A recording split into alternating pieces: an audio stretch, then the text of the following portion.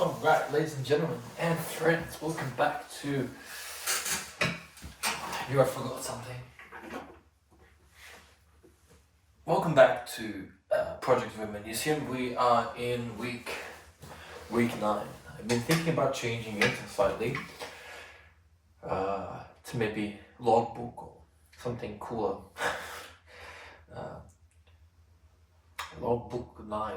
Well, that sounds a bit bland, but something on those lines. Because it isn't exactly a week, it's been like 10 days. But for now we'll keep it week 9. It's quite a special week, I have to say, this new week. Let me just double check. Okay, cool. It's quite a special week, this one, because I've seen great improvements all around for every area that we've been working on for this project. And just like I mentioned, I believe it was week 7, a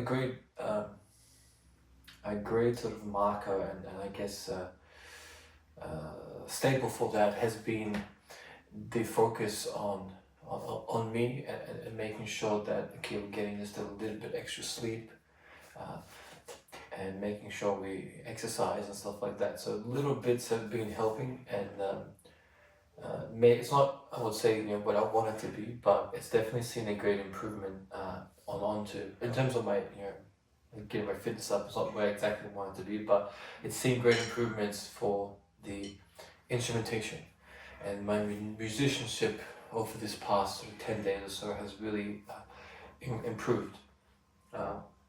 So it's been really positive all around for all the different instrumentation and the vocals and stuff like that. So what I would like to do is we just did a bit of a warm up. Happy with where it's sort of progressed. The thing I just wanted to just quickly discuss was what I'd like to do for the drumsticks. Now it's quite faded out, but here, as you can see, but these are extreme 5/8.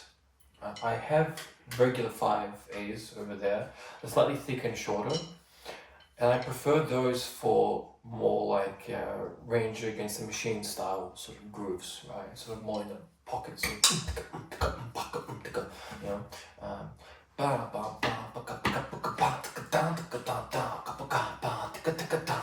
That kind of stuff.